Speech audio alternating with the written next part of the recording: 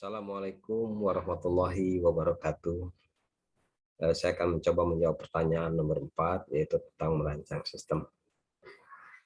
Desain pembelajaran adalah disiplin yang berhubungan dengan pemahaman dan perbaikan satu aspek dalam pendidikan, yaitu proses pembelajaran.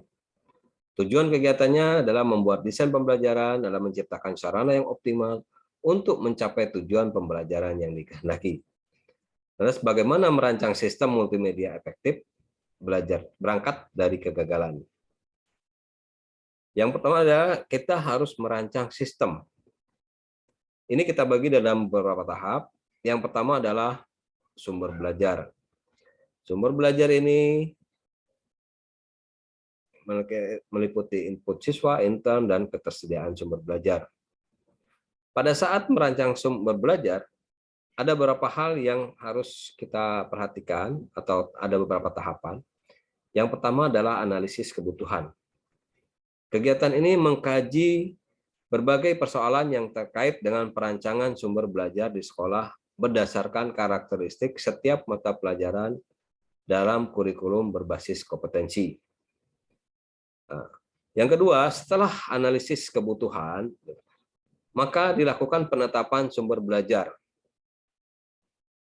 yaitu dilakukan selanjutnya untuk mengkaji berbagai teori dari hasil analisis kebutuhan yang dilakukan, kemudian menyusun konsepnya dan aplikasi serta implementasinya. Setelah konsep tersusun, akan dijadikan rujukan dalam menetapkan sumber belajar. Tahapan yang ketiga dari sumber belajar adalah pengembangan sumber belajar. Pengembangan ini dilakukan dengan berbagai cara, dengan mengkaji dan meneliti berbagai masukan yang berasal dari kegiatan revisi penggunaan sumber belajar. Selanjutnya adalah evaluasi sumber belajar.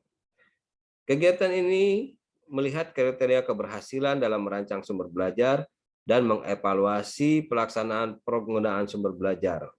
Dengan evaluasi kita bisa melihat kekurangan-kekurangan sumber belajar tersebut sehingga suatu saat bisa dilakukan perbaikan. Yang kedua adalah mendesain sistem. Mendesain sistem dengan beberapa langkah. Yang pertama, mengidentifikasi tujuan pembelajaran. Pada tahapan identifikasi tujuan pembelajaran, kita harus mengetahui pengetahuan dan kompetensi apa yang dimiliki siswa setelah mendapat pembelajaran. Yang kedua adalah analisis instruksional. Langkah selanjutnya adalah melakukan analisis instruksional sebagai sebuah prosedur yang digunakan untuk menentukan keterampilan dan pengetahuan yang relevan dan diperlukan oleh peserta didik untuk mencapai sebuah kompetensi. Langkah yang ketiga adalah menganalisis peserta didik dan konteks. Ini dilakukan untuk melihat kondisi-kondisi terkait keterampilan yang dipelajari peserta didik dan situasi tugas yang dihadapi peserta didik untuk menerapkan pengetahuan dan keterampilan yang dipelajarinya. Selanjutnya adalah merumuskan tujuan pembelajaran.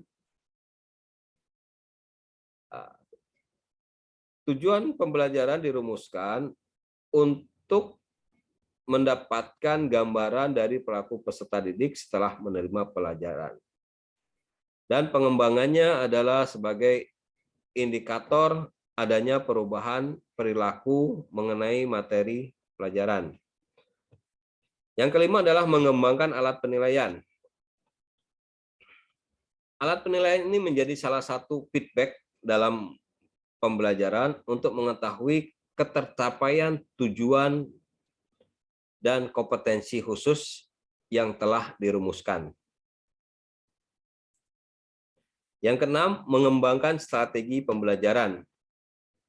Strategi pembelajaran yang dipilih adalah strategi yang dapat dijadikan jembatan atau media transformasi apakah mendukung ketercapaian kompetensi yang telah dirumuskan dan ditetapkan.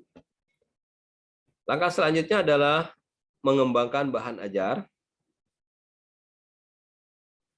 Pengembangan bahan ajar ini disesuaikan dengan tujuan pembelajaran dan strategi yang akan digunakan.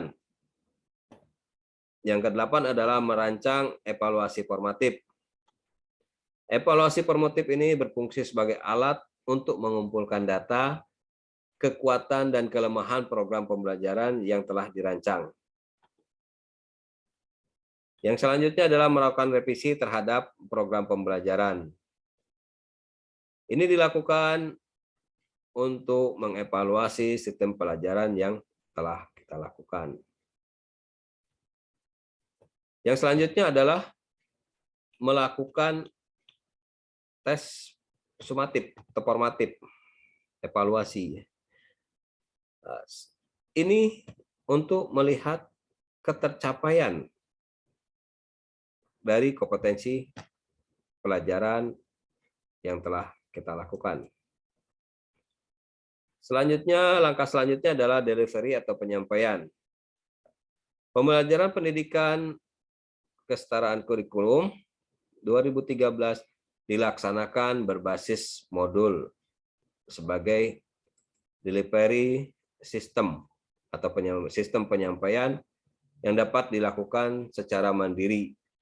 Karena modul disusun bagi peserta didik agar dapat belajar mandiri dan memanfaatkan fasilitas yang ada di rumah dengan baik, seperti halnya membuat konten, memanfaatkan barang-barang sekitar rumah, maupun mengajarkan kegiatan belajar melalui sistem online. Kemudian adalah interaktivitas. Ini berkolaborasi, kreatif, peduli dengan sesama, dan merancang.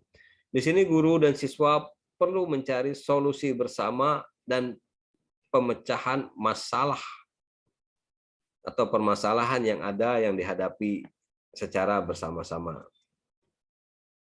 Selanjutnya adalah lingkungan belajar. Lingkungan belajar harus dianalisis, meliputi prosedur penetapan kebutuhan akan adanya proses pembelajaran, dan lingkungan tempat program pembelajaran akan diimplementasikan. Tahap analisis dengan model ini digunakan untuk mengetahui, mengidentifikasi masalah-masalah pembelajaran. Seperti masalah tempat belajar. Apakah tempat belajar yang akan digunakan adalah tempatnya nyaman, atau kurang nyaman, atau bahkan tidak nyaman. Yang selanjutnya adalah ketersediaan alat untuk belajar. Apakah alatnya tersedia, tidak tersedia, terbatas tersedia. Permasalahan yang dianalisis selanjutnya adalah koneksi internet. Ketika kita mempelajari belajar secara daring atau pembelajaran jarak jauh, maka koneksi internet menjadi hal yang sangat penting. Selanjutnya, permasalahan dari lingkungan belajar adalah pencahayaan ruangan yang maksimal. Dengan cahaya yang maksimal, kita bisa belajar dengan baik tanpa merusak mata. Oke, itu jawaban saya nomor 4. Terima kasih. Assalamualaikum warahmatullahi wabarakatuh.